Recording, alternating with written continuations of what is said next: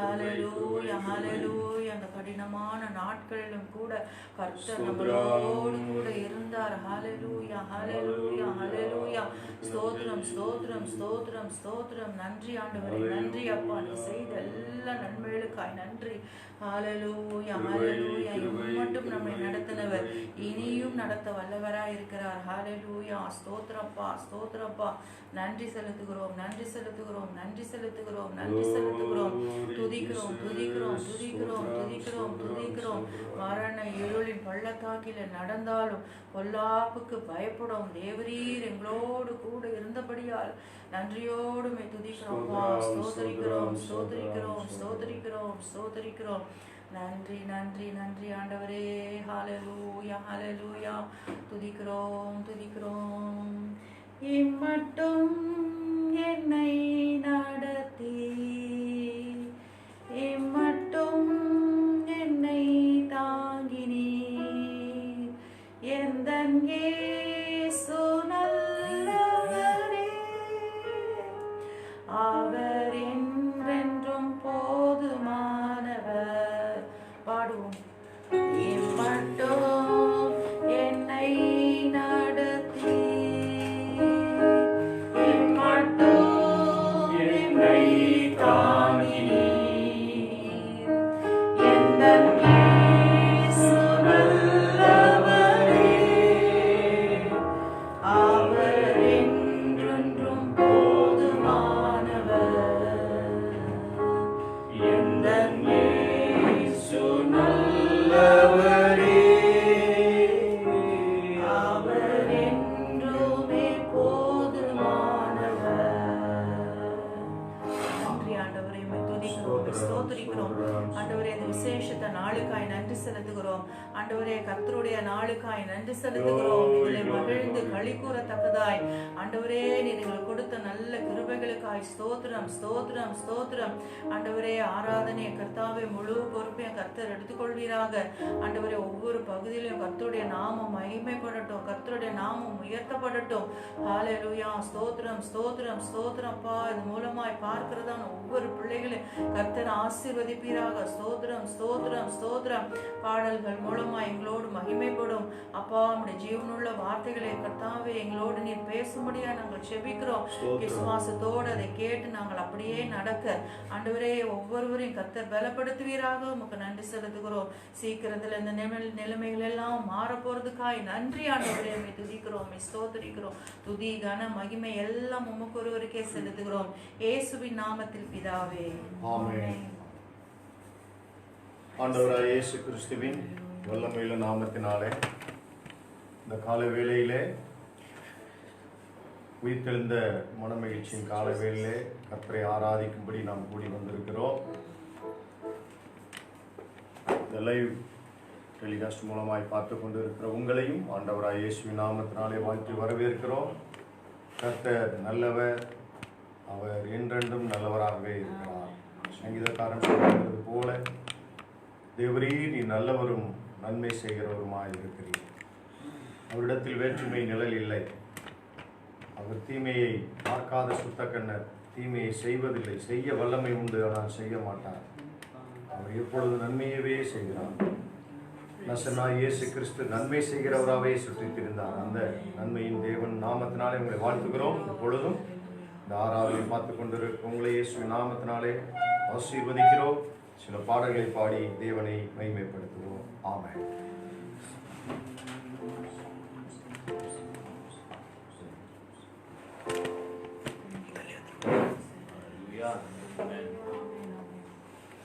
நன்றியால் துதிப்பாடு நம் இயேசுவை நாவாலே என்று பாடு. நல்லவர் வல்லவர் போதுமானவர், வார்த்தையில் உண்மை உள்ளவர் என்று பாடுகிறோம். திரும்ப சொல்லுவோம். டிஃபால்ட்டாகவே தான். ஆமென்.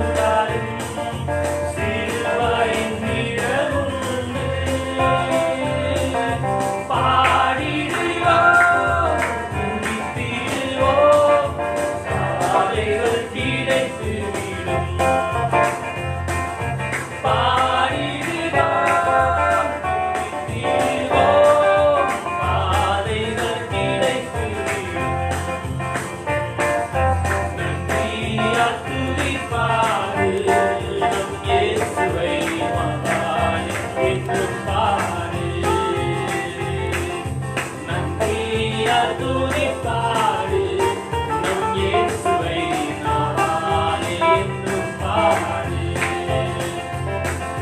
கோலியாத் நம்மை எதிர்த்து வந்தாலும் கொஞ்சமும் பயம் வேண்டாம். கோலியாத் நம்மை எதிர்த்து வந்தாலும் கொஞ்சமும் பயம் வேண்டாம். இயேசுவே நாமமுண்டே, இயேசு என்னும் நாமமுண்டே, இன்றே ஜெயித்திடுவோம். இயேசு என்னும் நாமமுண்டே, இன்றே ஜெயித்திடுவோம். ஆமென். நன்றியால் துதிப்பாடு நம் இயேசுவை நாவாலே என்றும் பாடு. நன்றியால் துதிப்பாடு நம் இயேசுவை நாவால் என்றும் பாடு. துன்மார்க்கனுக்கு ஏதுவான வேதி கொள்ளாமல் தெய்வ பயத்தோடென்றுமே. துன்மார்க்கனுக்கு ஏதுவான வேதி கொள்ளாமல் தெய்வ பயத்தோடு என்றுமே. ஆவியினாலே நிறைந்து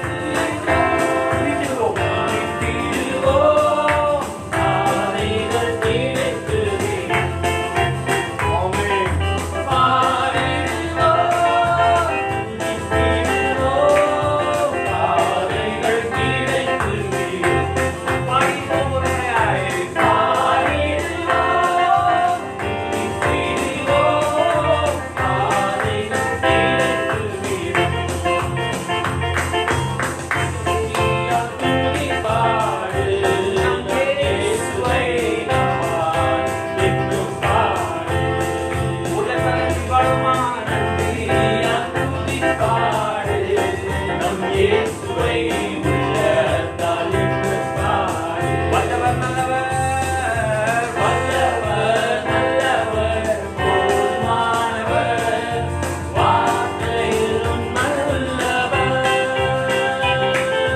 வல்லவர் நல்லவர், போதுமானவர், வார்த்தையில் உண்மை உள்ளவர்.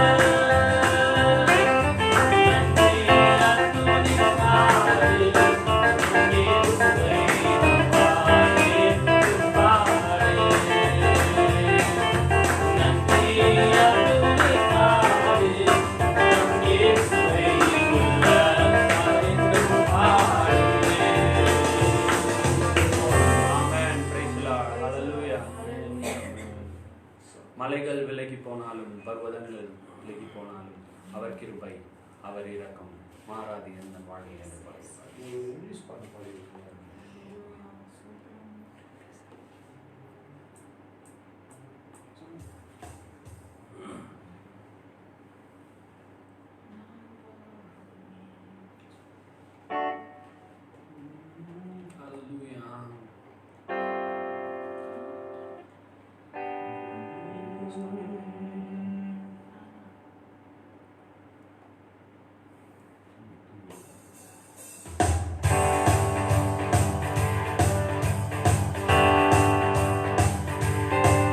மலைகள் விலகி போனாலும் பர்வதங்கள் பெயர்ந்து போனாலும் மலைகள் விலகி போனாலும் பர்வதங்கள் பெயர்ந்து போனாலும் அவர் கிருபை அவர் இரக்கம் மாறாது என்று வாழ்விலே அவர் கிருபை அவர் இரக்கம் மாறாது என்று வாழ்விலே மலைகள்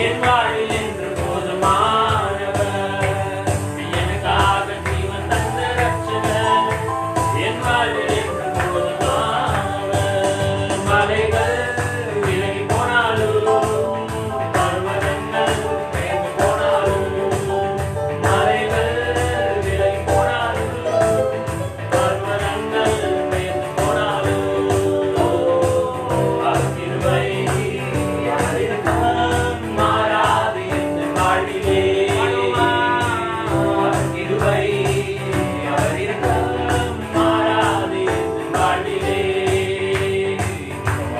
எந்த ஜெயமானவர் யெகோவா ஷம்மா என்னோடு இருப்பவர் யெகோவா எந்த ஜெயமானவர் யெகோவா ஷம்மா என்னோடு இருப்பவர் என் வாழ்வில் நம்பிக்கையானவர் என் வாழ்வில் என்று போதுமானவர் என் வாழ்வில் நம்பிக்கையானவர் என் வாழ்வில் என்று போதுமானவர் மலைகள் விலகி போனாலும் பர்வதங்கள் பெயர்ந்து போனாலும் மலைகள் விலகி போனாலும்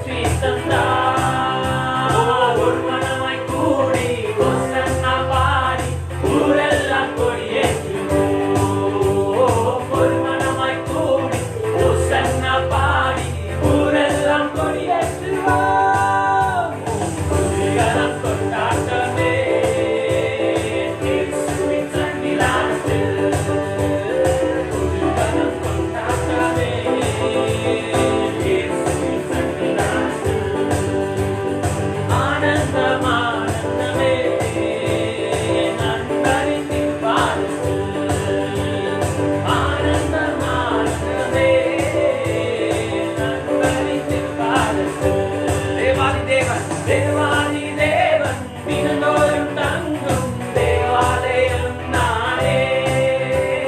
தேவாதி தேவன் தினந்தோறும் தங்கும் தேவாலயம் நானே. ஆவியான தேவன் நற்சாரமானார் அதிசயம் அதிசயமே.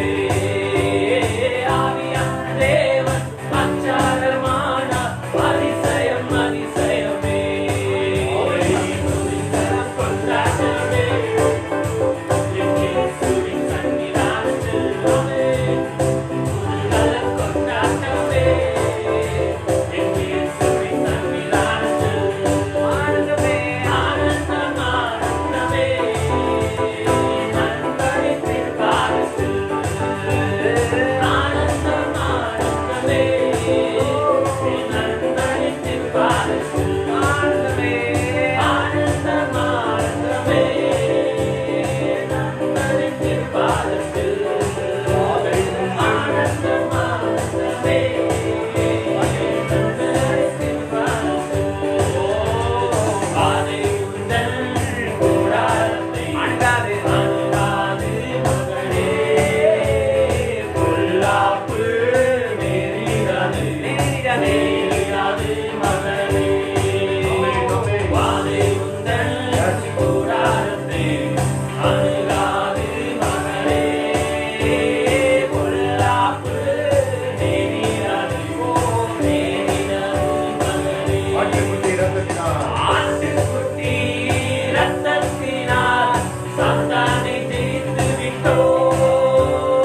ஆட்டுக்குட்டி ரத்தத்தினால் சாத்தானை ஜெயித்து விட்டோம். ஆவி உண்டு வசனம் உண்டு வசனம் உண்டு அன்றாடம் வெற்றி உண்டு.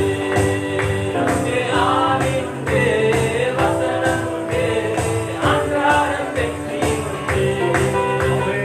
ஆவி உந்தன் கூடாரத்தை அணுகாது மகளே பொல்லாப்பு நேரிடாது நேரிடாது மகளே.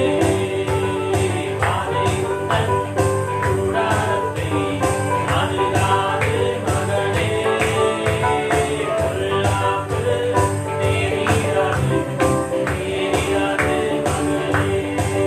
இயேசு நீங்க இருக்கையில நான் சோர்ந்து போவதில்லை. இயேசு நீங்க இருக்கையில நான் சோர்ந்து போவதில்லை. நீங்க எல்லாமே பார்த்துக்குவீங்க. நீங்க எல்லாமே பார்த்துக்குவீங்க. நீங்க எல்லாமே பார்த்துக்குவீங்க. நீங்க எல்லாமே பார்த்துக்குவீங்க. நீங்க இருக்கையில நான் சோர்ந்து போவதில்லை. சமாதானக்காரர் நீங்கதானே. சர்வ வல்லவர் நீங்கதானே. சமாதானக்காரர் நீங்கதானே. சர்வ வல்லவர் நீங்கதானே. நீங்க இருக்கையில நாங்கள் சோர்ந்து போவதில்லை. நீங்க இருக்கையில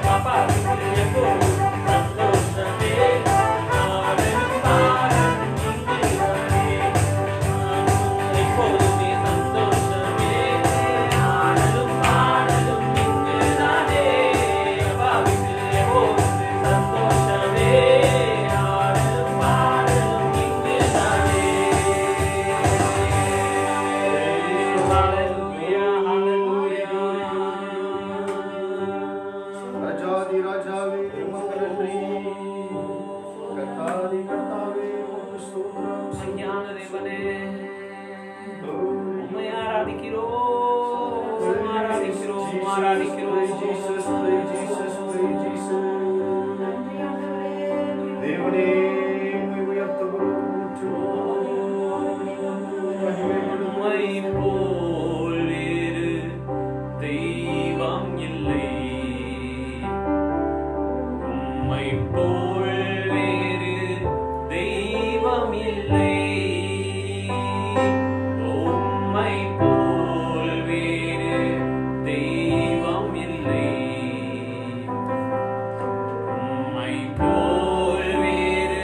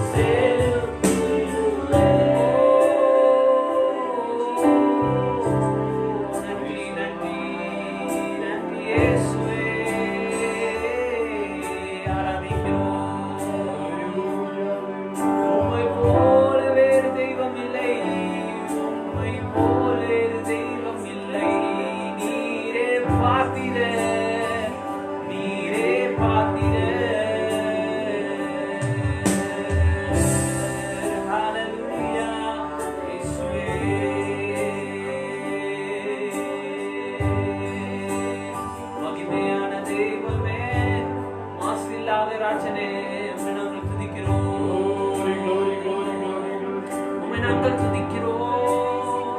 ஹalleluya என்னை மறவாத தெய்வமே, எங்களை விட்டு உலகாத தெய்வமே, எங்களை கைவிடாத தெய்வமே, உம்மை ஆராதிக்கிறோம், ஆராதிக்கிறோம், ஆராதிக்கிறோம். thank you jesus thank you jesus thank you jesus நீர் நல்லவர், நீர் ரொம்ப நல்லவர், நீர் ரொம்ப ரொம்ப நல்லவரப்பா.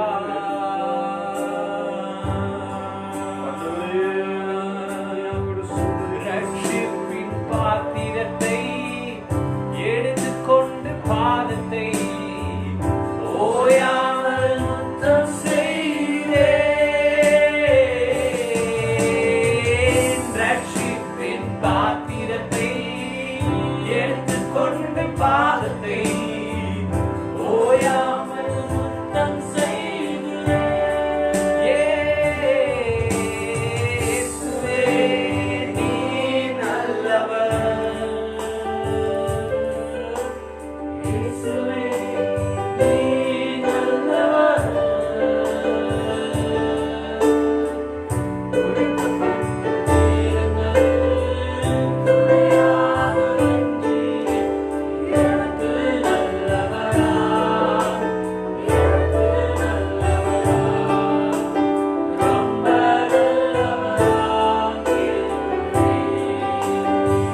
எனக்கு நல்லவராய், எனக்கு நல்லவராய், எனக்கு நல்லவராய், ரொம்ப நல்லவராய் இருப்பவரே.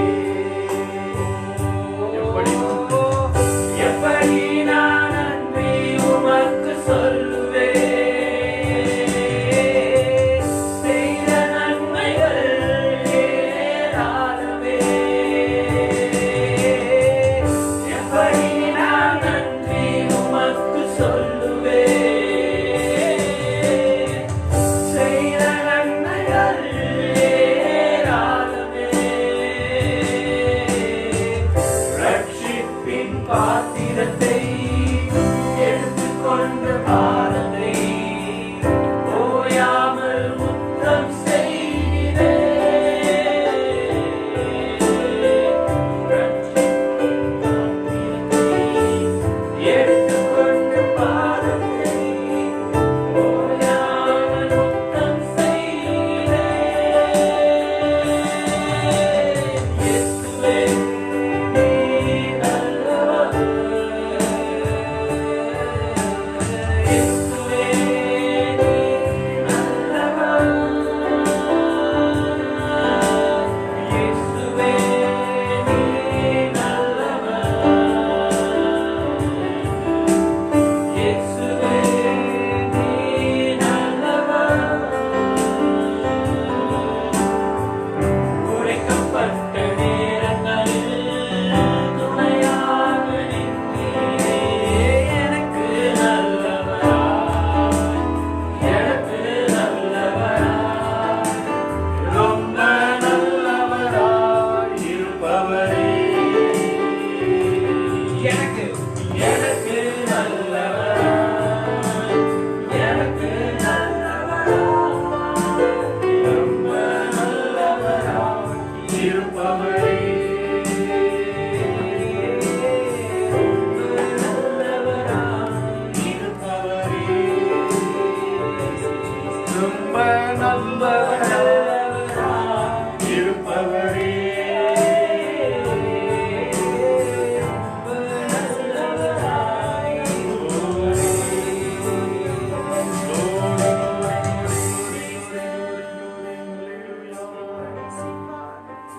நம்முடைய தேவனைப் போல ஒரு நல்ல தேவன் இந்த பூமியில ஒருவருமே இல்லை.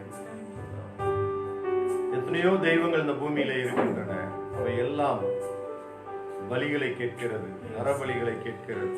கடந்த நாட்களில் புதுக்கோட்டை பக்கத்துல பெத்த பிள்ளையவே ஒரு புதையலுக்காக பலி கொடுத்திருக்கிறார்கள். எல்லாம் தனக்கென்று எல்லாவற்றையும் கேட்கிறார். ஆனால் இவர் ஒருவர் தான் நமக்காக ஜீவனையை கொடுத்தார். அவர் ஜீவனை கொடுத்ததினாலே தம்முடைய அன்பு இன்னதென்று நமக்கு விளங்க பண்ணினார். தேவன் தம்முடைய ஒரே பேரான குமாரனை நமக்கு கொடுத்தபடியினாலே அவருடைய அன்பு இவ்வளவாய் விளங்க பண்ணினார். அன்பின் தெய்வம் ஒருவரையும் அழிப்பது அவருடைய சித்தம் அல்ல, ஒருவருக்கு வியாதியை கொடுப்பது அவர் சித்தம் அல்ல, ஒருவருக்கு கஷ்டத்தை கொடுப்பது அவர் சித்தம் அல்ல, வேதனை கொடுப்பது அவர் சித்தம் அல்ல. அவருடைய சித்தம் வேதனைப்படுகிற, உபத்திரவப்படுகிற, கஷ்டப்படுகிற, வியாதியில் இருக்கிற, தரித்திரத்தில் இருக்கிற எல்லாரையும் விடுவித்து ஒரு வெற்றி உள்ள ஒரு வாழ்க்கை, ஒரு ஜெயமுள்ள ஒரு வாழ்க்கை, ஒரு சமாதானம் உள்ள ஒரு வாழ்க்கையை கொடுப்பதற்காகத்தான் ஆதியிலே வார்த்தையாயிருந்த தேவன் இந்த பூமியிலே மனிதனாக பிறந்தார். நம்முடைய சென்ற காலங்கள் எல்லாம் அவர் நம்மை காத்திருக்கிறார்.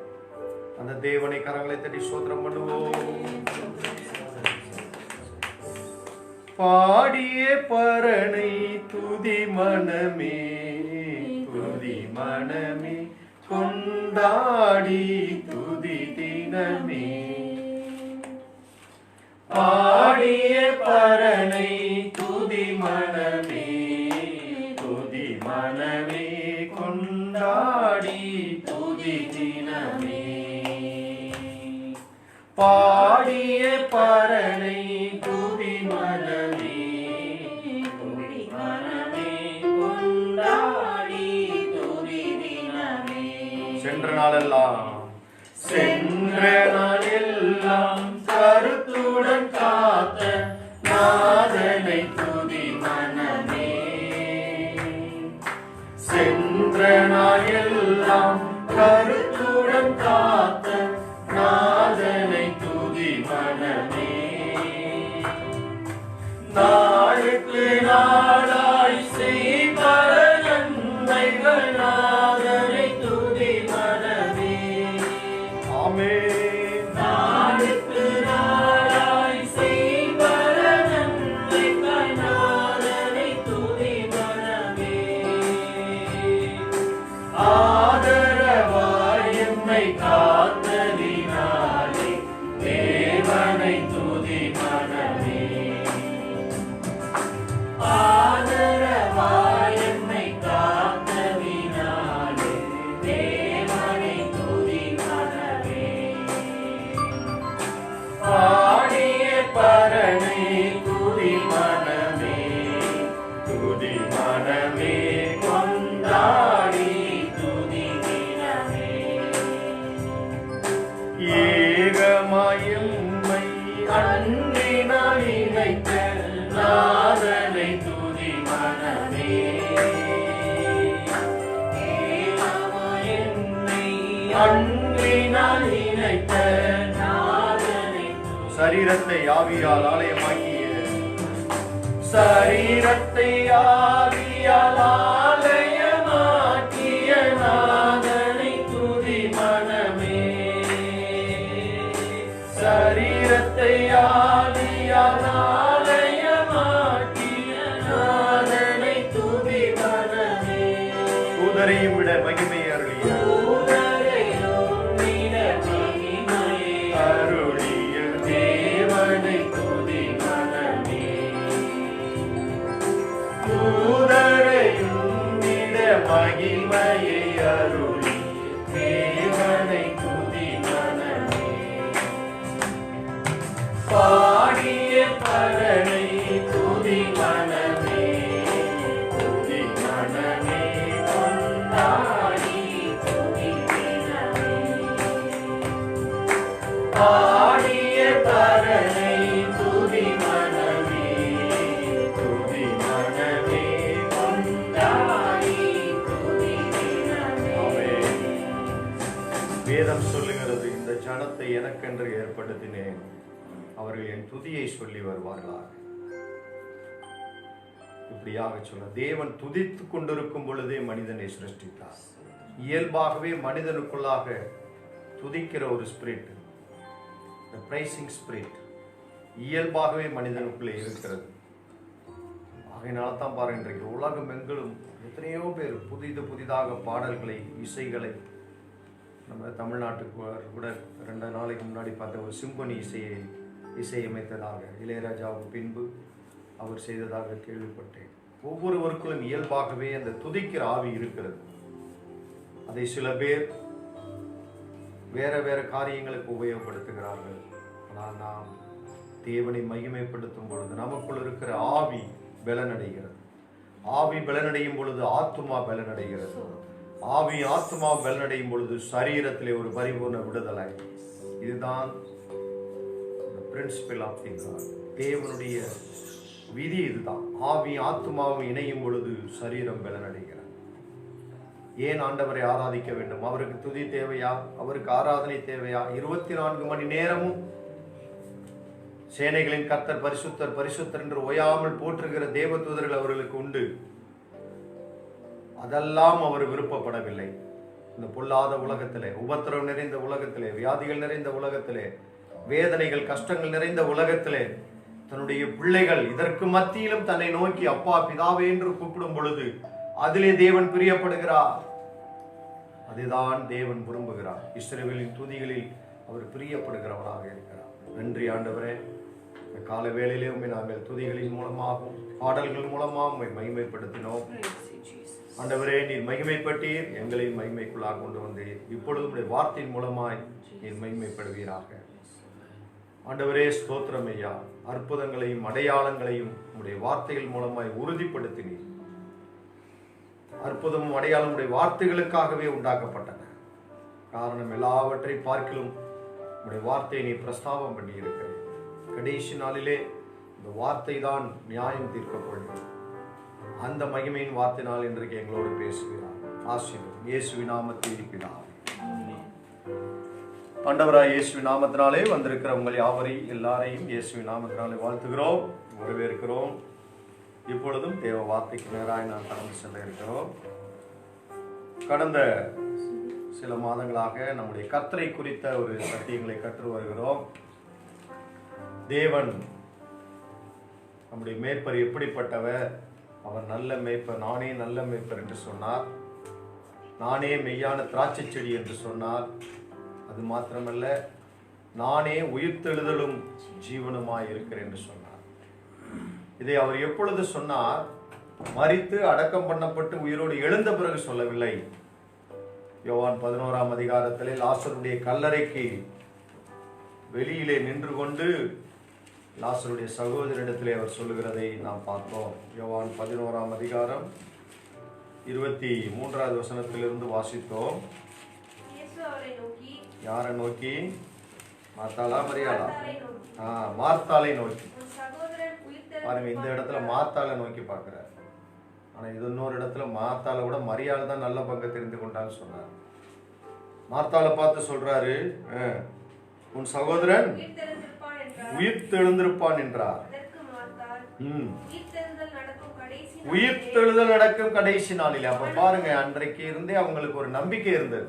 ஒரு நாள் இருக்குது, அன்னைக்கு எல்லாரும் மரித்தவர்கள் எல்லாரும் என்ன பண்ணப்படுவார்கள்? அவன் கிறிஸ்துவன் நம்பினாலும் சரி, நம்பாட்டினாலும் சரி, அவன் கடவுளே இல்லை என்று சொன்னாலும் சரி, அவன் எந்த மதத்தை சார்ந்தவனா இருந்தாலும் சரி, படிச்சவனோ படிக்காதனோ, கொலகாரனோ கொள்ளக்காரனோ, அவன் ரட்சிக்கப்பட்டவனோ ரட்சிக்கப்படாத எவனா இருந்தாலும் கடைசி நாளிலே தேவன் அவனை என்ன பண்ணுவாராம்? உயிரோடு எழுப்புவார். அப்ப இவளுக்கு ஒரு அறிவு இருந்திருக்கிறது. இன்னைக்கு நிறைய பேருக்கு அறிவு இருக்குது. ஆனா வேதம் சொல்லுது, அறிவு இருமாப்பை என்ன பண்ணுமா? உண்டாக்கும். ஆனா அறிவோடு அன்பு இருக்கணும். இயேசு கிறிஸ்து அறிவு உள்ளவரா வந்தார், அன்புள்ளவராக வந்தார். அதனால தான் பாருங்க, பரிசேயர் சதுசேயர் கேட்ட கேள்விக்கெல்லாம் அறிவோட பதில் சொன்னார். பாமர மக்கள் வந்து கேட்கும்போது அன்போடு அவர்களை பார்த்தார், மனதுருக்கத்தோடு பார்த்தார். அவருடைய வாழ்க்கையில வெற்றிக்கு குறைவே இல்லை. இன்றைக்கு நிறைய பேருக்கு அறிவு இருக்குது, இந்த மார்த்தாளுக்கு அறிவு இருக்குது. ஆனா ஆண்டவர் அதுக்கு என்ன சொன்னார்? இயேசு அவளை நோக்கி, நானே உயிர்த்தெழுதலும் ஜீவனுமாய் இருக்கிறேன், என்னை விசுவாசிக்கிறவன் மரித்தாலும் விட. அப்ப தேவன் மரித்து அடக்கம் பண்ணப்பட்ட பிறகு அவர் உயிர்த்தெழுந்த தேவன் அல்ல. அவர் அதற்கு முன்பதாகவே தான் உயிரோடு எழுப்ப வல்லமையுள்ளவர் என்பதை இந்த வசனத்தின் மூலமாய் நாம் அறிந்து கொள்கிறோம். அதுதான் கடந்த வாரத்தில் சொன்னேன். அதுக்கு 4 அர்த்தங்கள் உண்டு. அந்த எண்டுமனோ அப்படிங்கிற கிரேக்க பதத்துக்கு 4 விளக்கங்களை உங்களோடு கூட நான் பேசினேன். அந்த 4 விளக்கங்களும் வேதத்தில் சொல்லப்பட்டபடியே நாம் அறிந்து கொண்டோம். ஆனால் பவுல் என்ன சொல்லுகிறார், அந்த உயிர்த்தெழுந்த வல்லமை நமக்கு வெளியிலிருந்து வரப்போறதில்லை, ஏற்கனவே நமக்குள்ள என்ன பண்ணப்பட இருக்கிறது, கொடுக்கப்பட்டிருக்கிறது. அதை அறியும்படிக்கு நாம் என்ன பண்ண வேண்டுமா, நம்முடைய மனக்கண்கள் பிரகாசம் அடைய வேண்டும் என்று சொல்லி நாம் பார்த்தோம். அதைத்தான் எபேசியர் 1:19 வாசிக்கும் பொழுது பார்க்கிறோம். வாசிங்க, எபேசியர் 1:19. நாம் கிறிஸ்துவை மரித்தோரிலிருந்து எழுப்பி அவரிடத்தில் நடப்பித்த தம்முடைய பலத்த சத்துவத்தின்படியே வல்லமையின்படியே பிரகாசிக்கிறவர்களாகிய நம்மிடத்திலே காண்பிக்கும் தம்முடைய வல்லமையின் மகா மேன்மையான மகத்துவமான மகத்துவம் இன்னதென்றும் நீங்கள் அறியும்படிக்கு அவர் உங்களுக்கு பிரகாசமுள்ள மனக்கண்களை கொடுக்க வேண்டும் என்று வேண்டிக்கிறேன். நல்லா புரிஞ்சுங்க, வல்லமை கொடுக்க வேண்டும் என்று வேண்டக்கூடாது, பிரேயர் பண்ணக்கூடாது. வல்லமை எனக்கு கொடுங்க ஆண்டவரே, வல்லமை இல்ல இல்ல, ஏற்கனவே ஆல்ரெடி கிவன். அந்த கொடுக்கப்பட்ட வல்லமையை அறிந்து கொள்ளும்படிக்கு நம்முடைய மனக்கண்கள் என்னவாக வேண்டுமா, பிரகாசம் அடையும். அப்ப நம்முடைய மனசு ஏன், அங்கேதான் ஆத்துமா. அதுதான் போன வாரம் சொன்னேன், ஜீவனை குறித்து சொன்னேன். ஜீவன் என்று சொன்ன சாதாரண தேவனுடைய அனைத்து சக்திகளையும் அனைத்து இயல்புகளையும் குணாதிசயங்களையும் நமக்குள்ள பூத்திட்டார். வேற எந்த ஜீவராசிகளையும் கிடையாது. மற்றவர்களாம் உண்டாக்கடவுன்னு சொன்னார், உண்டாயிட்டார். ஆனா மனிதனுக்கு மாத்திரம்தான் ஒரு மூல பாஷையில் சொல்லி வாயோடு வாய் வைத்து ஊதினாராம். அப்படி ஊதுனதினாலே மனிதன் ஜீவாத்மாவானான். அப்போ மனது பெருகும், மனது தெளிவடைய வேண்டும். இந்த உலகத்துல பாத்தீங்கன்னா நிறைய வல்லமைகள் இருக்கிறது. நிறைய இடத்துல பார்த்தீங்கன்னா மேன் பவர் ஏஜென்சின்னு நடத்துறாங்க. என்ன பவர்? Man power. இன்னும் சில பேர் பார்த்தீங்கன்னு சொன்னா மஸ்கில் பவர், தங்களுடைய புஜ வலிமையை பார்க்குறாங்க. சில பேர் பொலிட்டிக்கல் பவர் அப்படி சொல்றாங்க. எத்தனை பவர் இருந்தாலும் சரி, அப்துல் கலாம் அவர்கள் 10 வருஷத்துக்கு முன்னாடியே சொன்னார், ஜனாதிபதியா இருக்கும்போதே சொன்னார், 2020 இந்தியா என்னவாகுமா, வல்லரசாகும் சொன்னார். ஏன்னா அன்னைக்கு 40 கோடி இளைஞர்கள் இருப்பாங்க. மக்கள் சக்தி தான் இந்தியா கிட்ட, வேற எந்த சக்தி இருக்கோ மக்கள் சக்தி, இளைஞர்கள். உலகத்திலேயே அதிகமான 40 கோடி இளைஞர்கள் இருக்கிற ஒரே நாடு இந்தியா. அதனால அந்த அவருடைய வல்லமையினால இந்தியா வல்லரசாகும் சொன்னார். மேன் பவர், ஒவ்வொரு வல்லமை இருக்குது. ஆனா வேதம் சொல்லுகிற வல்லமை எப்படிப்பட்ட வல்லமை? அது ஏதோ ஒரு பாற்று இல்லை. என்றைக்கு இயேசு கிறிஸ்து உயிரோடு எழும்பினாரோ அன்றிலிருந்து இன்றைக்கு வரைக்கும், இனிமேலும் அவர் திரும்ப வருகிற வரைக்கும் அந்த வல்லமையை நமக்கு கொடுத்திருக்கிறார். அதுக்கு மூல பாஷையில சில வார்த்தைகள் கொடுத்திருக்காங்க. இம்மெசரபிள் கிரேட்னஸ், எக்ஸீடிங்லி கிரேட்னஸ், இப்படி 2 பதம் போட்டிருக்காங்க. மகா மேன்மையான மகத்துவமான வல்லமைங்கிறதுக்கு இம்மெசரபிள் கிரேட்னஸ், எக்ஸீடிங்லி கிரேட்னஸ். அதான் அதிகமா எக்ஸ்போஸ் பண்றாரு பவுல். ஆமா, கிரிக்கெட்ல பாத்தீங்கன்னா ஒருத்தர் ஷாட் அடிப்பான், அது சாதாரணமா போய் 6ல விழுவான். அவன் சொல்லுவான், what a marvellous shot, extraordinary shot அப்படின்லாம் அவன் வர்ணிப்பான். அந்த வர்ணனையாளர், அவனுக்கு பேரே வர்ணனையாளர், கமெண்டர்ன்னு சொல்லுவாங்க. அப்போ அது போல பவுல் அந்த வல்லமை அப்படி எக்ஸ்போஸ் பண்றாரு. டுனாமிஸ், டைனமைட், எக்ஸ்ப்ளோசிவ் அப்படிலாம் சொல்றது மாத்திரம் இல்லாம the immeasurable greatness power அப்படின்னு சொல்றாங்க. இந்த பவர் எப்படிப்பட்ட பவரா நல்லா கவனிங்க. இந்த உலகத்தில் பார்த்தீங்கன்னு சொன்னால் இந்த பவர் யூனிட்ஸ்லாம் இருக்குது. அட்டாமிக் பவர் இருக்குது, அப்புறம் அனல் மின் நிலையம் இருக்குது, நியூக்ளியர் பவர், அதான் அட்டாமிக் பவரு. இந்த நீர் மின் நிலையத்திலேருந்து எடுப்பாங்க. இப்போ இந்த டேம், ஒவ்வொரு டேம்ல இருந்து எடுப்பாங்க. தெர்மல் பவரு இப்படிலாம் இருக்கு. அந்த பவர் பாருங்க, பவர் ஸ்டேஷன்ல 1000 வோல்டேஜ் 2000 வோல்ட் சொல்லுவாங்க. மெகா வோல்ட், இத்தனை மெகா வோல்ட் உற்பத்தி ஆகுறது, 500 மெகா வோல்ட், 1000 மெகா வோல்ட்டும் பாங்க.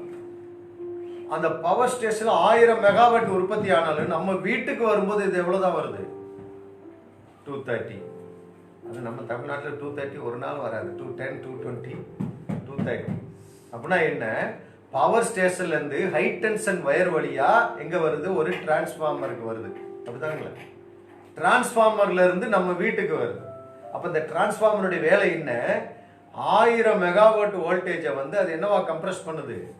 230 வோல்டேஜா கம்ப்ரஸ் பண்ணி நம்ம வீட்டு வழியா வருது, நம்ம மெயினை போடுறோம், சுவிட்சை போடுறோம், லைட் எரியுது. இங்க வர்ற இந்த வோல்டேஜ், நேற்று கூட பிரதர் காலில் கூட சொல்லியிருந்தேன், அந்த குண்டு பல்பு இவ்வளவு வோல்டேஜ்னு சொல்லுவீங்களே மாத்தலையான்னு.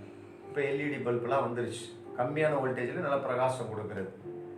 1000 மெகாவாட் பவர் இங்கே வரும் பொழுது வந்துச்சுன்னா பல்ப் வெடிச்சு போயிடும், வீடு வெடிச்சு போயிடும். ஆனால் நம்முடைய ஆண்டவருடைய வல்லமை அப்படி குறைக்கப்பட்ட வல்லமை இல்லை. மெயின் பவர் என்றைக்கு உயிரோடு எழுந்தாரோ அன்றையில் இருக்கிற அந்த மெயின் பவர் அங்கே இருந்து ஹை டிரான்ஸ்ஃபார்மர் வயர், நம்ம கள்ளிக்குப்பை வீடு மேலே அந்த டிரான்ஸ்ஃபார்மர் வயர் போகுது, அதனால தான் அங்கே வீடு கட்ட முடியல. அதுபோல பரிசுத்த ஆவியானவர் மூலமாக டிரான்ஸ்ஃபார்மருக்கு வருது. டிரான்ஸ்ஃபார்மர் தான் சர்ச், சபை. அப்போ தேவன் மெயின் பவர் அந்த உற்பத்தி ஆகிற இடம் ஹை டென்ஷன் வயர் மூலமா எங்க வருதுங்க? சர்ச்சுக்கு வருது. சர்ச்சில் வந்து மெயின் சுவிட்ச்னா பிரசங்கம் பண்றோம். பிரசங்கத்தின் மூலமாக உங்களுக்கு அந்த வோல்டேஜ் பிரகாசத்தை கொடுக்குறோம். ஆனா இந்த பிரகாசம் குறைக்கப்பட்ட 230 வோல்ட் இல்ல, அங்க எத்தனை 1000 வோல்டேஜ் அங்க உற்பத்தி ஆச்சோ அதே 1000 வோல்டேஜ் உங்களுக்குள்ள வருது. அதுதான் தேவனுடைய மகா மேன்மையான மகத்துவமான வல்லமை. அதைத்தான் போல் எக்ஸ்போஸ் பண்றாரு. நம்ம சொல்றாங்க அந்த ஹை டென்ஷன் வயர் வழியாலாம் வரும்பொழுது தான் லீக்கேஜ் ஆகுதான். எத்தனையோ பெர்சன்டேஜ் என்ன பண்ணுதுங்கிறாங்க, அந்த 100% இங்கே உற்பத்தி ஆகுதுன்னா டிரான்ஸ்ஃபார்மருக்கு வரும்போது கம்மியாகிடுதுங்கிறான், லாஸ் அப்படிங்கிறாங்க. இத்தனை பெர்சன்டேஜ் லாஸ் ஆகுது. ஆனால் நம்ம ஆவியானவர் ஒரு வல்லமையை லாஸ் பண்றவர் அல்ல, நமக்குள்ளே வந்து நிறைவான வல்லமையை கொடுத்திருக்கிறார்.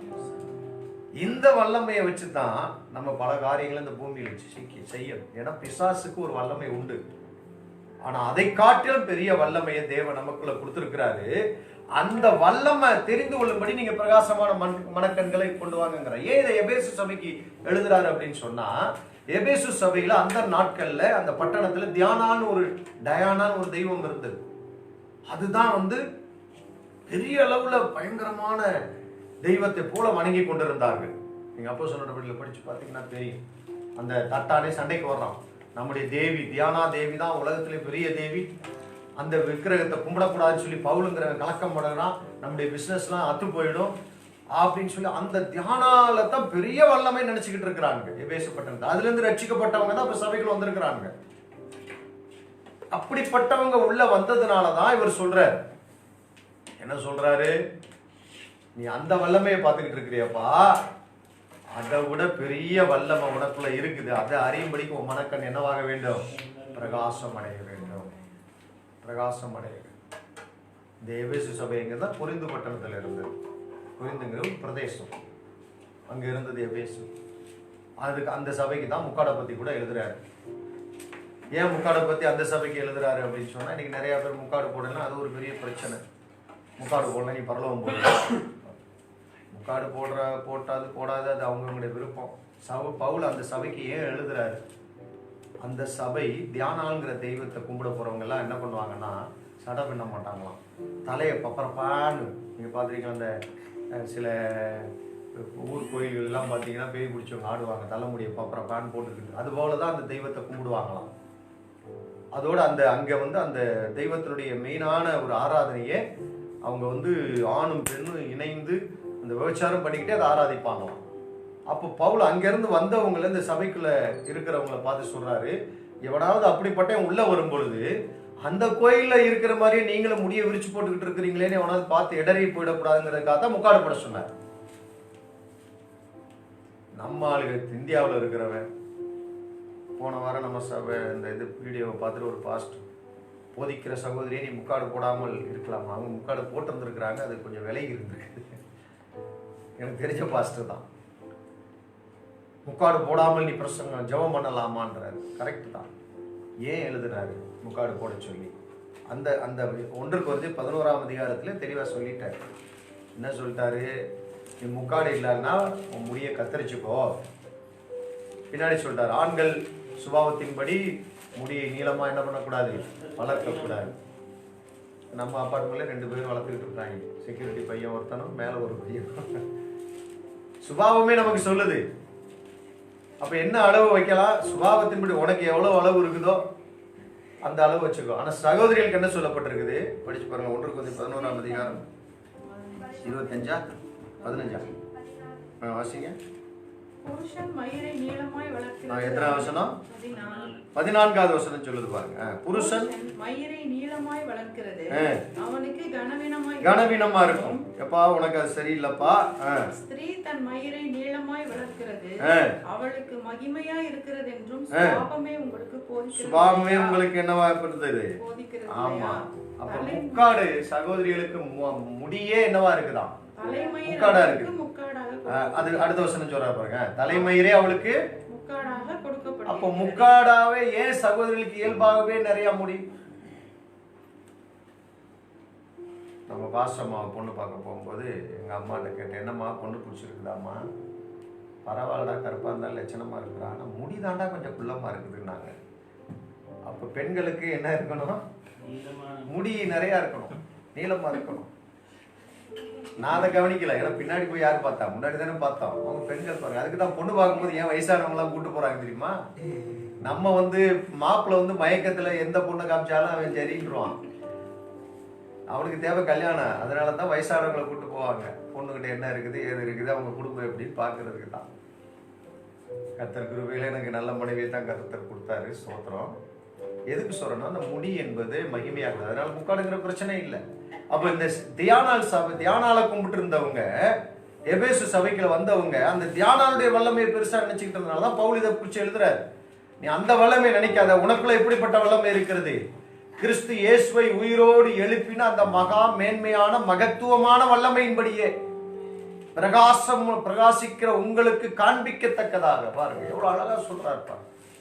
இன்டர்பிரேஷன் பவுல போல இன்டர்பிரேஷன் கொடுக்க முடியாது.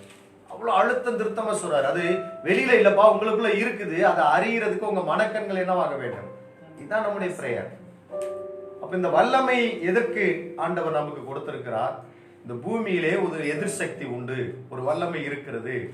அந்த வல்லமையை மேற்கொள்வதற்கு நமக்கு ஒரு வல்லமை தேவை. அதனாலதான் இயேசு சொன்னார், பலவானை முந்தி கட்டினால் ஒழிய அவனுக்கு உண்டானதை நம்ம என்ன பண்ண முடியாது, கைப்பற்ற முடியாது.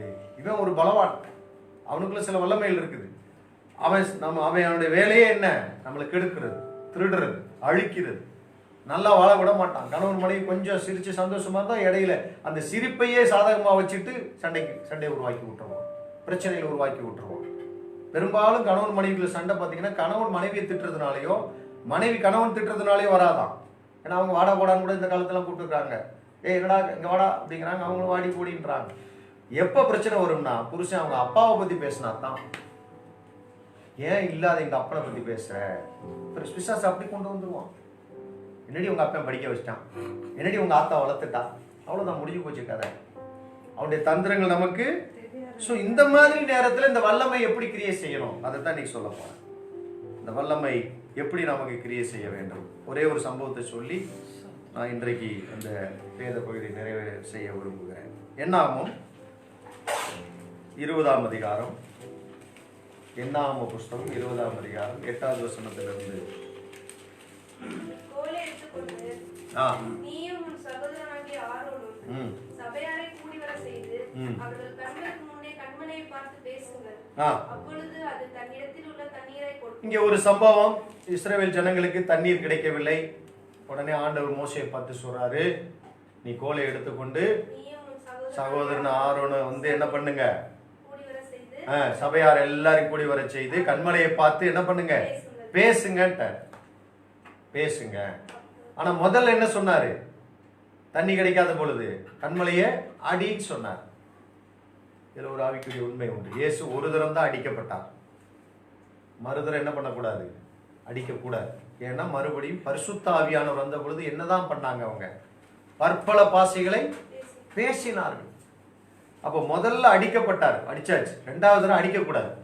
ஆனா இவன் என்ன பண்ணிட்டான்? மோசே ஜனங்கள் முறுமுறுத்தது நிமித்தமா படிங்க. கலகக்காரரை கேளுங்கள், உங்களுக்கு இந்த கண்மலையில் இருந்து நாங்கள் தண்ணீர் புறப்படுவோ பண்ணுவோமோ என்று சொல்லி தன் கையை ஓங்கி கண்மலையை தன் கோலினாலே 2 தரம் அடித்தான். உடனே தண்ணீர் ஏராளமாய் புறப்பட்டது. சபையார் குடித்தார்கள், அவர்கள் மிருகங்களும் குடித்தது. 11 வருஷம் படிச்சிட்டீங்களா? இப்ப நல்லா கவனிங்க. ஜனங்கள் எல்லாம் முறுமுறுத்து மோசே பாருங்க, வேதத்தை நீங்க படிச்சு பாத்தீங்கன்னா, மோசே கர்த்தர் சொன்னபடியே செய்தான், கர்த்தர் சொன்னபடியே செய்தான்னு பல வசனங்கள் இருக்கு. ஆசரிப்பு கூடார விஷயத்துல கர்த்தர் கற்பித்த மாதிரியே செய்தான். அதே போல கர்த்தர் மோசே சொன்னபடியே செய்தார்னு வசனங்கள் இருக்குது. ஆனா இந்த இடத்துல கர்த்தர் மோசேட்ட தெளிவா சொல்லிட்டாரு, நீயும் உன் ஆரோனும் சகல இஸ்ரவேல் ஜனங்களை கூடி வர செய்து கண்மலையோடு கூட என்ன பண்ணு, பேசுன்னு சொன்னார். பார்த்து பேசு.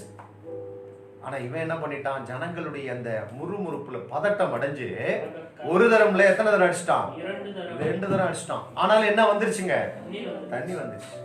ஏன்னா கர்த்தர் அவங்களுக்கு முன்னாடி மோசையை வெட்கப்படைய விடல. சில நேரங்களை பாருங்க, நாம சில தவறான காரியங்கள் செஞ்சாலும் நமக்கு ஆசீர்வாதங்கள் வரும். ஏன்னா கர்த்தர் கிருபையா கொடுக்கிறார். நம்ம நினைச்சுக்கிறோம், ஓ இது செஞ்சா கூட ஆசீர்வாதம் வருதோ அப்படின்னு நினைச்சுக்கிறோம். இல்ல இல்ல, கர்த்தர் இரக்கம் உள்ளவர். சரி, என் பிள்ளை ஏதோ செஞ்சாலும் அவனுக்கு நான் உடன்படிக்கை செஞ்சுட்டேன், அவனை கொண்டுதான் இந்த ஜனங்களை விடுவிக்கணும், மோசையை கொண்டுதான் விடுவிக்கணும், மோசையை கொண்டுதான் கானான் தேசத்துக்கு நடத்தணும், அவர் உடன்படிக்கை பண்ணிட்டாரு. நடந்த காரியம் என்ன தெரியுங்களா, அவன் தேவ வல்லமையை வேறு விதமாக யூஸ் பண்ணிட்டான். என்ன, பதற்றம் அடைந்து விட்டான், டென்ஷன் ஆயிட்டான். பிசாசுடைய மிக மிக முக்கியமான தந்திரங்களை ஒண்ணு என்ன தெரியுமா, நம்ம பொறுமையை இழக்க செய்வது, டென்ஷன் ஆக்கி விட்டுறது. ஒரே டென்ஷனா இருக்குதுப்பா, ஒரே டென்ஷன். அப்ப இந்த வல்லமை எதற்கு தேவன் கொடுத்திருக்கிறார், பிசாசை எதிர்த்து நிற்கிறதுக்கு மாத்திரம் இல்லை. எபேசியர் 6:11 தெரியுது, நமக்கு தெரியும். சாத்தானுடைய சகல வல்லமையில எதிர்த்து நிற்க நமக்கு திராணி. யாக்கோபு 4:7 சொல்றோம், தேவனுக்கு கீழ்ப்படுத்தினீர்கள், பிசாசுக்கு எதிர்த்து நில்லுங்கள். எல்லாம் ஒன்றுதான். 2:11 படிக்கிறோம். சாத்தானின் தந்திரங்கள் நமக்கு தெரியாதவைகள் அல்லவே அப்படின்னு சொல்லி பார்க்கிறோம். அப்ப அவனுடைய தந்திரமே என்ன தெரியுங்களா, தேவனுடைய வல்லமையை பெற்றிருக்கிற நம்மள செயல்படக்கூடாத நேரத்தில் செயல்பட வச்சிருவான், அதிகமா செயல்பட வச்சிருவான். அதுதான் பெரிய மிஸ்டேக்கே. அப்ப இந்த இடத்துல என்ன, நமக்கு வல்லமையை கொண்டு நம்ம என்ன செய்யணும், நாம் பொறுமையா இருக்க வேண்டும். பொறுமை ரொம்ப அவசியமா இருக்கு. பொறுமை ரொம்ப அவசியம். யாக்கோபு சொல்லும்போது சொல்றாரு பாருங்க, ஒருத்தன் விவசாயி என்ன பண்றான், வயல உழுது விதையை நடுறான், நட்டுட்டு பின்மாறி முன்மாறி பின்மாறி வருமளவு அவன் காத்திருக்கிறான். அது விளைஞ்சதுக்கு அப்புறம் அறுவடை செய்யும். ஆனா நம்ம என்ன பண்றோம், விதையை போட்ட உடனேயே சொல்றோம், முளைச்சிச்சான் டெய்லி தோண்டி தோண்டி பார்க்கணும். பொறுமை இல்லை. பசங்க யாக்கோபு 5ஆம் அதிகாரம். இப்படி இருக்க சகோதரரே, கர்த்தர் வருமளவும் எப்படி இருக்கணுமா, நீடிய பொறுமையாயிருங்கள். இதோ எதுக்கு, அதுக்கு ஒரு ஓமை சொல்றாரு யாக்கோபு. யாக்கோபு என்பவர் இயேசு கிறிஸ்துடைய சொந்த சகோதரர். ஒரு காலத்துல இயேசுவை பரியாசம் பண்ணவங்க. புதிய ஏற்பாட்டுல யாக்கோபுனுடைய 5வது யாக்கோபு 5ஆம் அதிகாரத்தை சொல்றாரு பாருங்க, 7வது வசனமா.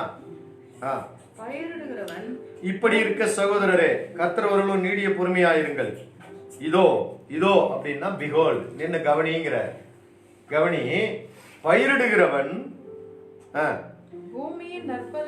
பூமியின் நற்பலனை அடைய வேண்டும் என்று முன்மாறி பின்மாறி வருமளவும் நீடிய பொறுமையோடு காத்திருக்கிறான். நீங்களும் நீடிய பொறுமையோடு இருந்து உங்கள் இருதயங்களை என்ன பண்ணுங்கள், ஸ்திரப்படுத்துங்கள். கர்த்தருடைய வருகை எப்படி இருக்குதா? ஆமா, சொல்லிட்டு தான் சொல்றா. நீங்க ஒருத்தருக்கு ஒருத்தர் விரோதமா என்ன பண்ணக்கூடாது. நீ சரியா, நான் சரியா, நீ அன்னைக்கு அப்படி பண்ணிய, நீ இப்படி பண்ண. அதான் அடுத்த வசனத்துல சொல்றாரு பாருங்க, என்ன சொல்றாரு பாருங்க, சகோதரரே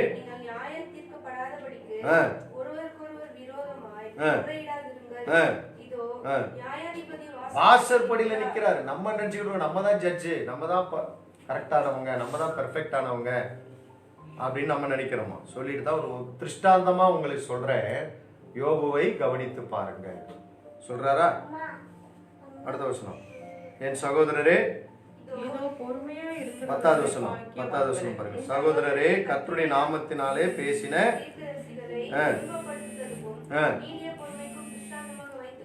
திருஷ்டாந்தம்னா என்ன, the example, the model of the example வச்சுக்கோங்க.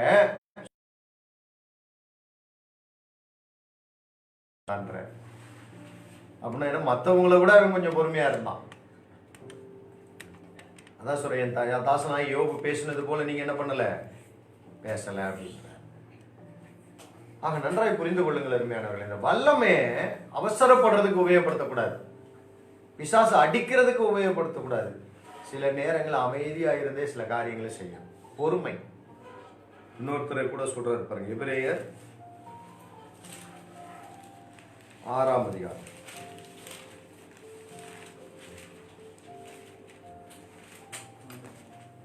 11 படிங்க. நீங்கள் அசதியாயிராமல் வாக்குத்தத்தமான ஆசீர்வாதங்களை விசுவாசத்தினாலும் வாக்குத்தத்தமான ஆசீர்வாதங்களை விசுவாசத்தினாலும் நீடிய பொறுமையினாலும். எப்படித்தானா? விசுவாசமும் வேணும், என்னவும் வேணும். அப்ப இந்த வல்லமை எதுக்கு கொடுக்கப்பட்டிருக்கிறது? விசுவாசிக்கிறதுக்கு மாத்திரம் இல்ல, நீடிய பொறுமையா இருக்கிறதுக்கு வல்லமை தேவை. நீடிய பொறுமையினாலும் சுதந்திரித்துக் கொள்கிறவர்களை பின்பற்றுகிறவர்களாய் இருந்து உங்களுக்கு நம்பிக்கையின் பூரண நிச்சயம் உண்டாகும்படி நீங்கள் யாவரும் முடிவு பரியந்தம் அப்படியே ஜாக்கிரதையை காண்பிக்க வேண்டும் என்று ஆசையா இருக்கிறோம். 15 வசனம். அந்தபடியே அவன் பொறுமையாய் காத்திருந்து. அவன் பொறுமையாய் காத்திருந்து. வாக்குத்தத்தம் பண்ணப்பட்ட. யாரை பத்தி சொல்லப்பட்டிருக்கீங்க? ஆபிரகாமை குறித்து சொல்லப்பட்டு. அது மேல இருந்து படிங்க. ஆபிரகாமுக்கு தேவன் வாக்குத்தத்தம். நல்லா கவனிங்க. ஆபிரகாமுக்கு தேவன் வாக்குத்தத்தம் பண்ணும்போது அவனுக்கு 75 வயசு. ஆணையிடும்படி தம்மிலும் பெரியவர் ஒருவரும் இல்லாதபடினாலே தம் பேரில் தாமே அவர் ஆணையிட்டார். நிச்சயமாக நான் உன்னை ஆசீர்வதிக்கவே ஆசீர்வதித்து பெருகவே பெருக பண்ணுவேன் என்றார். ஆமென். அந்தபடியே அவன் பொறுமையாய் காத்திருந்து. எப்படி காத்திருந்தானா? அவனுக்கு பேர் என்ன தெரியுமா? விசுவாச தகப்பன். நல்லா கவனி. அவனுக்குள்ள வல்லமை இருந்தது. 300 பேரை வச்சுட்டு போய் யாரை செஞ்சுட்டு வந்தான்? 7 ராஜாக்களை ஜெயிச்சுட்டு வந்தான். அது 14ஆம் அதிகாரம் படிச்சீங்கன்னா தெரியும். வெறும் 300 பேரை வச்சுட்டு போய் பெரிய பெரிய ராஜாக்களை ஜெயிச்சுட்டு வந்தான். அவ்வளவு வல்லமை இருந்தது. ஆனாலும் பிள்ளை பெறதுக்கு வல்லமை இல்லை. அப்ப அவன் என்ன பண்ணான்? கர்த்தருடைய வார்த்தை நிறைவேற வரைக்கும் அவன் என்ன பண்ணிக்கிட்டு இருந்தான்? பொறுமையாய் காத்தான். நல்லா கவனிங்க. ஆபிரகாமை ஆண்டவர் அழைத்த பொழுது அவன் பெர்ஃபெக்டான ஆள் கிடையாது. ஆண்டவருடைய விசுவாசத்துக்கு ஏற்றவனாவே இல்லை. அவன் ஒரு விக்கிரக ஆராதனைக்காரன். ஆனா ஆண்டவர் அவனுடைய முடிவை பார்த்துட்டார். அதுதான் சொல்றாரு, யோபின் பொறுமையை குறித்து கர்த்தருடைய செயலின் முடிவு. தேவன் எப்பொழுதுமே நம்ம முடிவுல எப்படி இருக்க போறோங்கிறத அறிஞ்சுதான் நம்மளை அழைக்கிறார். ஆரம்பத்துல நம்ம தப்பு தண்டா பண்ணியிருப்போம், பாவம் பண்ணியிருப்போம், அக்கிரமம் பண்ணியிருப்போம், அநியாயம் பண்ணிக்கிட்டு இருப்போம். ஆனாலும் கூட தேவன் நம்ம ஏன் இறக்க வைக்கிறார்? நம் முடிவுல நாம எப்படி இருப்போம்? அவர் விரும்பினபடி, அவர் வாக்கு தத்தத்தின்படி, அவருடைய உடன்படிக்கையின் ரத்தத்தின்படி நாம் என்னவாயிருவோம்? தேவனாகவே மாறிவிடுவோம் என்பதை அறிந்துதான் நம்மளை எல்லாம் ரட்சித்திருக்கிறார். சும்மா சாதாரணமா ரட்சிப்பு. எப்படி தெரிந்திருக்கிறாரா? உலக தோற்றத்துக்கு முன்னதாகவே நம்மளை என்ன பண்ணிட்டாராம்? முன்குறித்திருக்கிறார். தாயின் கருவிலிருந்து தோற்றி. அந்த வசனத்தை நான் படிக்கும் போதெல்லாம் நான் அழுவேன். ஏன்னா நான் ஏற்கனவே நமக்கு சொல்லியிருக்கேன், குடும்ப கஷ்டத்தின் நிமித்தம் என்னை அழிக்கிறதுக்கு எங்கள் அம்மா எவ்வளவோ கஷ்டப்பட்டாங்க. அந்த காலத்தெல்லாம் அபாசம் பண்ணுறது ரொம்ப எளிது கிடையாது. ரொம்ப கஷ்டப்பட்டுருக்காங்க. என்னென்னமோ மருந்தெல்லாம் தின்னுருக்குறாங்க. தோத்தம் அவ்வளையும் தின்னும் கூட ஒன்றும் ஆகலை. அப்போ தான் இந்திரா காந்தி அம்மா குடும்ப கட்டுப்பாடு திட்டத்தை அறிவிச்சாங்க. அப்போ எங்கள் அப்பா ஒரு ஸ்கூலில் பியூனா வேலை செஞ்சாங்க. அப்போ அந்த டீச்சர் ஹெட் மாஸ்டர் சொன்னாங்களாம், இந்த மாதம் நமக்கு ஒரு கேஸ் பிடிச்சி கொடுத்தா தானே நமக்கு சம்பளம். இன்னும் எங்கள் அப்பா என் மனைவி சொல்லிக்கிட்டு இருக்கிறாங்க என்னன்னு சொல்லி உடனே எங்களை வந்து செக் பண்ணாங்க. செக் பண்ணால் டாக்டர் சொல்லிட்டாங்க, இல்லை கரு வளர்ந்துருச்சு, அமெரிக்காவிலேருந்து 140 ரூபாய்க்கு ஒரு ஊசி வாங்கி போட்டால் தான் அழிக்க முடியும்ட்டாங்க. அப்போ எங்கள் அப்பாவுக்கு 40 ரூபா சம்பளம், ஒரு பவுன் 22 ரூபாய்க்கு விற்றுச்சான்.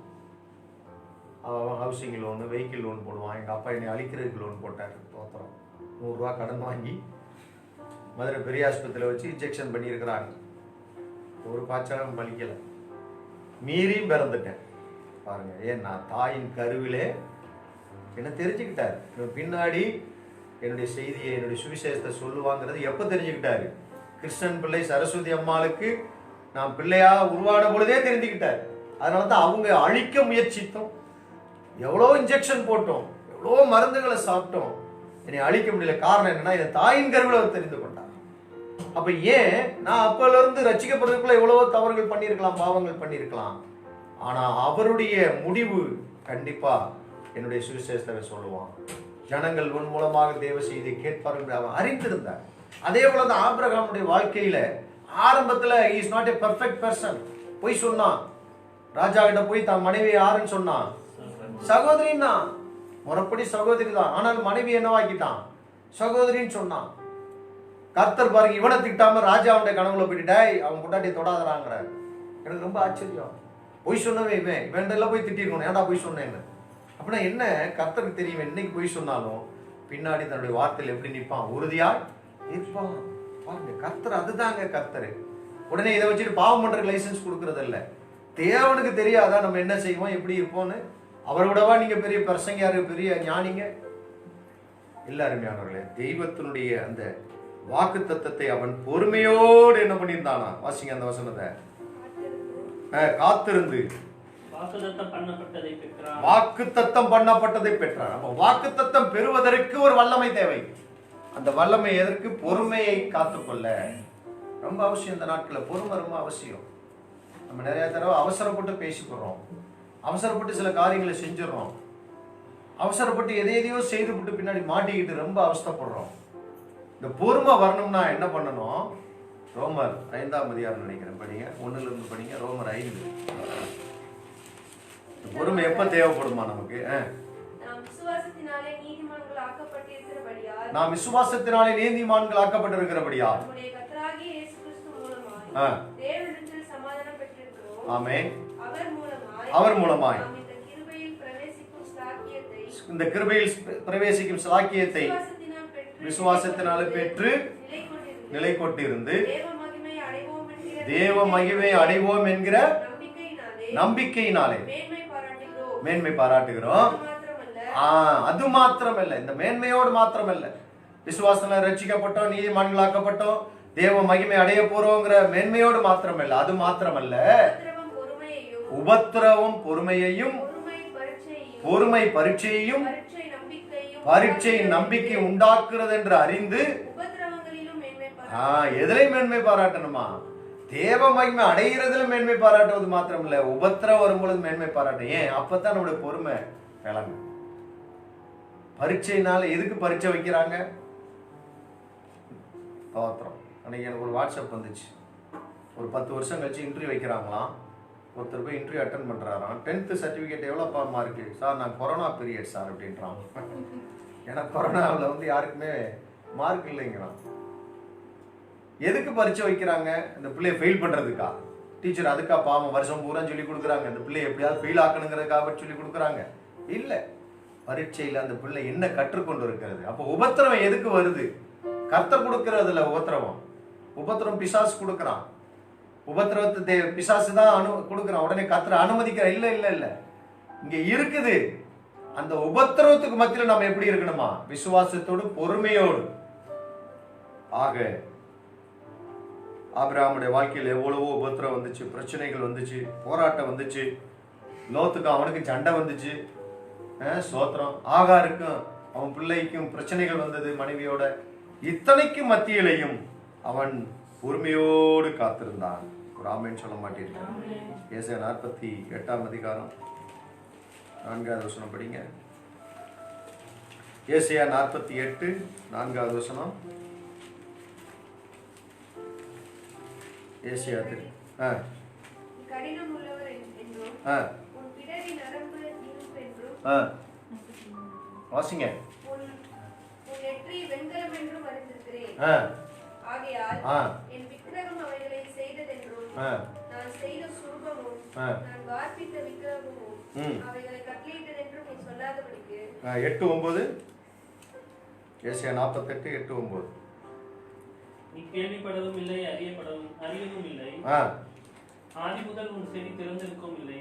நீ துரோகம் பண்ணுவாய் என்பதை தாயின் கற்பம் தொடங்கி. பாத்தீங்களா, ஆண்டவருக்கு தெரியுது நீ தாயின் கற்பம் தொடங்கி நீ துரோகம் பண்ணுவாய்ங்கறத அறிந்திருந்தோம் என்று பெயர் பெற்றதையும் அறிந்திருக்கிறேன். என் நாமத்தின் நிமித்தம். கவனிங்க, நம்மளை பத்தி A to Z ஆண்டவருக்கு தெரியும்.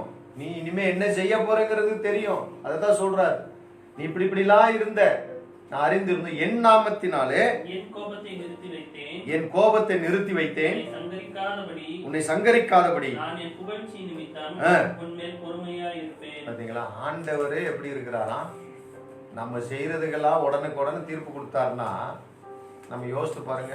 கண் இருக்க வேண்டிய இடத்துல கண் இருக்காது, பார்க்கக்கூடாத பார்க்குறோம். வாய் இருக்க வேண்டிய இடத்துல வாய் இருக்காது, பார்த்தோம். பல் இருக்காது, நாக்கு இருக்காது. யோசித்து பாருங்க, ஹாலோமேன் மாதிரி இருக்கும். அப்போ என்ன சொல்றாரு? நான் உங்கள் மேலே என்னுடைய கோபத்தை நிறுத்தி வச்சு நான் பொறுமையாக இருக்கிறேன். சில நேரத்தில் நம்ம மனுஷனுக்கு முதல்ல டக்குன்னு கோபம் தான் வரும். ஏன்னா நம்முடைய அப்படி சென்ஸ் வந்து அப்படி அமைந்திருக்கு. என்னதை பார்க்குறோமோ, எதை கேட்குறோமோ, எதை நுகரமோ உடனே அந்த ஐம்புலன்களை சார்ந்து வாழ்கிறோம். ஆனா கிறிஸ்தவன் ஐம்புலன்களை சார்ந்து வாழக்கூடாது, ஆவியானவரை சார்ந்து வாழணும். அதான் 6வது அறிவுன்னு சொல்றோம். ஐம்புலன்களை சார்ந்து வாழ்ந்தா கோபம் வரும், எரிச்சல் வரும், கசப்பு வரும், அடிக்கணும் போல தோணும். தோத்திரம் ஆள் அடிக்க முடியாது கூட பால் மூலமாவது ஆள் அடிக்கணும்னு தோணும். தோத்திரம் வாலிபால் விளையாடும் போது எரிச்சலை வேற விதத்துல காட்டுறதா மனிதனுடைய இயல்பு. It's nature of the man. இது தப்பு இல்லை. மனைவிமாருக்கு என்ன பண்ணுவாங்க, புருஷன் அடிக்க முடியாது. சாப்பாடு செய்யும் போது கரண்டி சத்தங்க டமால் டுமால்னு கேட்போம். புரிஞ்சுக்கணும், ஓஹோ ஏதோ நடந்துருக்குது. ஏதாவது ஒரு விதத்தை நம்ம வெளிப்படுத்தி ஆகணுங்க. இதுதான் மனிதனுடைய இயல்பு. ஆனா கிறிஸ்தவர்கள் இப்படி வெளிப்படுத்தினீங்கன்னா நமக்கு மற்றவங்களுக்கு வித்தியாசம் இல்லை. அதை தான் பவுல் சொல்றாரு. அந்த வல்லமை உங்களுக்குள்ள இருக்குதாப்பா.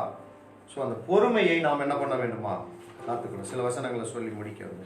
நீதிமொழி 25:15 படிங்க. நீண்ட பொறுமை பிரபுவையும் சம்மதிக்க பண்ணுமா, இணங்க பண்ணுமா.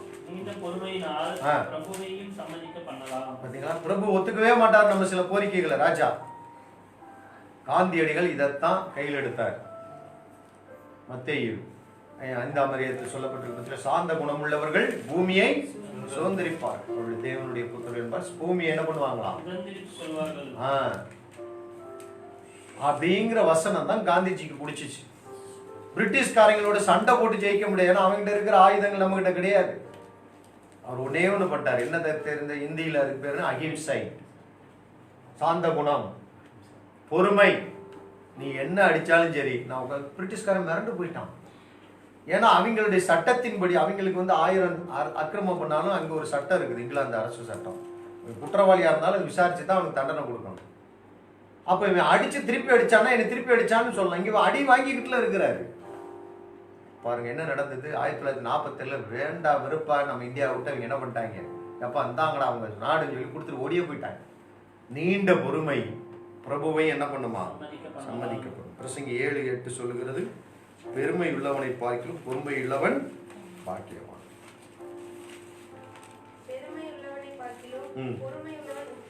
உத்தமன். எபிரேயர் 10:36 வாக்கு தத்தத்தை பொறுமையோடு பெற்றுக்கொண்டார். வாசிங்க.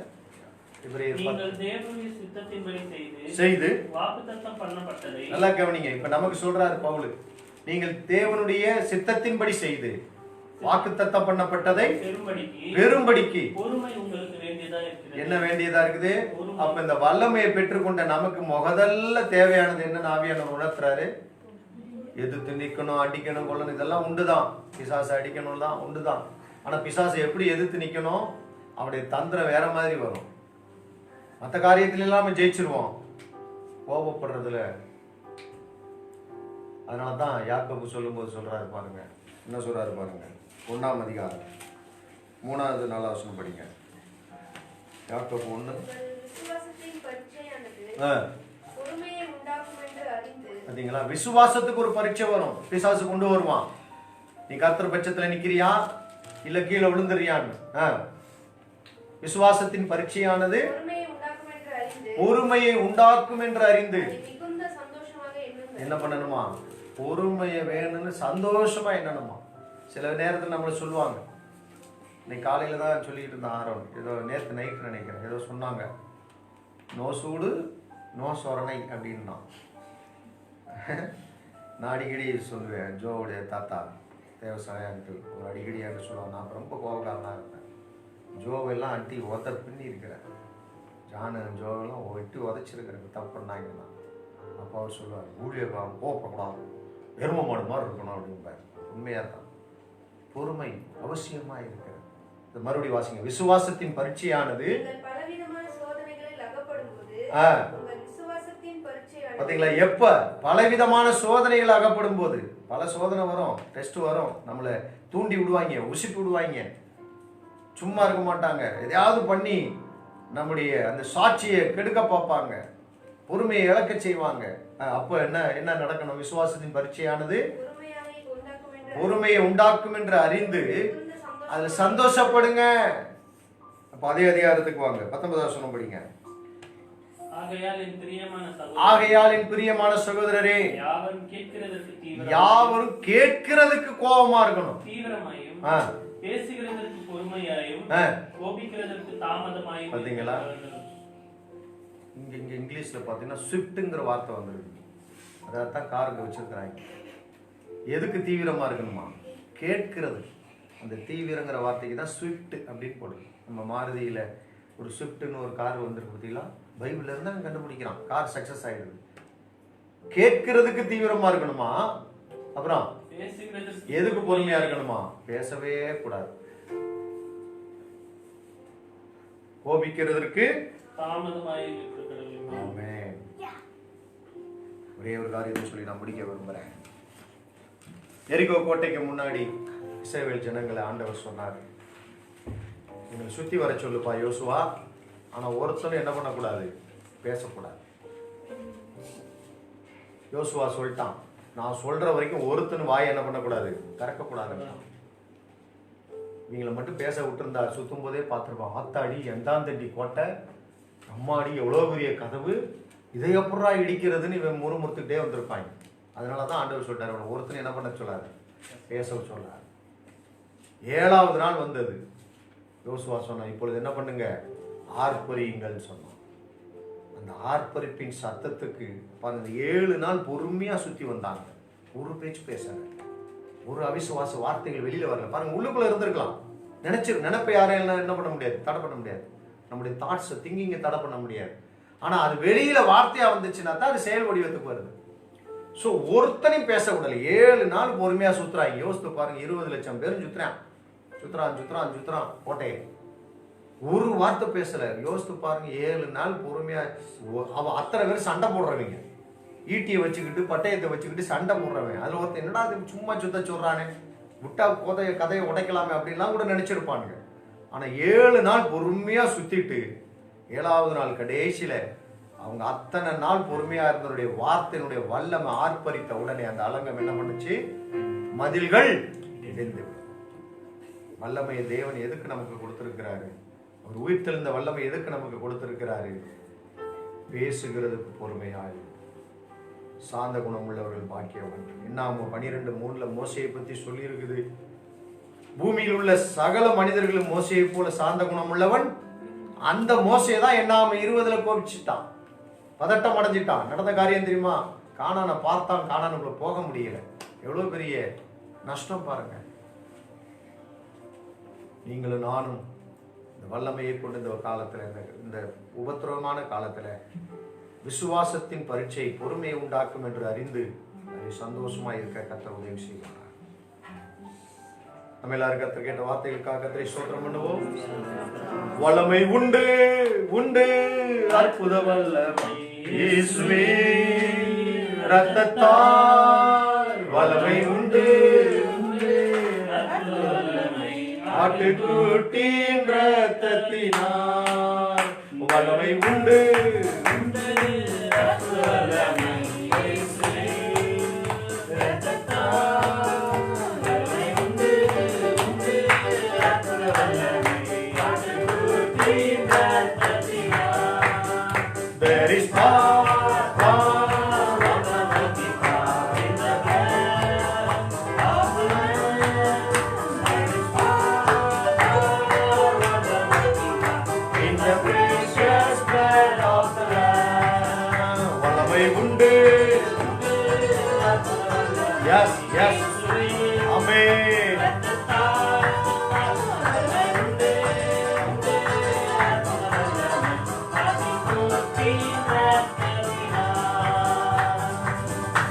ஆண்டவரே, இயேசுவின் நாமத்தினாலே உம்முடைய உயிர்த்தெழுந்த மகா மேன்மையான மகத்துவமான வல்லமை எங்களுக்குள் இருக்கிறதை அறிந்து கொள்ளும்படி எங்கள் மனக்கண்கள் இன்றைக்கு பிரகாசம் அடைந்ததுக்காக நன்றி அப்பா.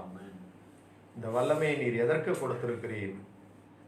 இந்த பொல்லாத பூமியிலே நாங்கள் பொறுமையோடு வாக்குத்தத்தம் பண்ணப்பட்டதை பெற வேண்டும் ஆண்டவரே, அடைய வேண்டும் ஐயா. அதற்கு எங்களுக்கு பொறுமை அவசியம். அதற்கு இந்த வல்லமையை உபயோகப்படுத்த எங்களுக்கு கிருபை செய்யும். அந்த ஒவ்வொருவரையும் ஆசீர்வதிக்கிறோம். இதை கேட்ட ஒவ்வொருவருக்கும் இந்த நாட்களை எப்படிப்பட்ட வல்லமையை கொண்டு அவர்கள் பலவித சோதனைகளில் அகப்படும் பொழுது விசுவாசத்தின் பரீட்சையானது பொறுமையை உண்டாக்கும் என்று அறிந்து அதனாலே சந்தோஷம் அடையும்படிக்கு அவர்களை வாழ்த்துகிறேன்.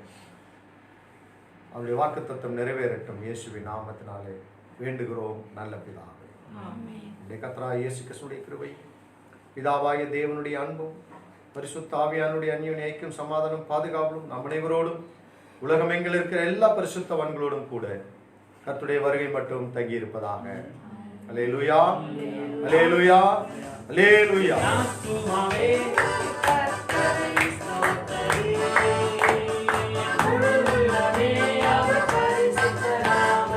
ஸ்தோத்திரி என் ஆத்துமாவே,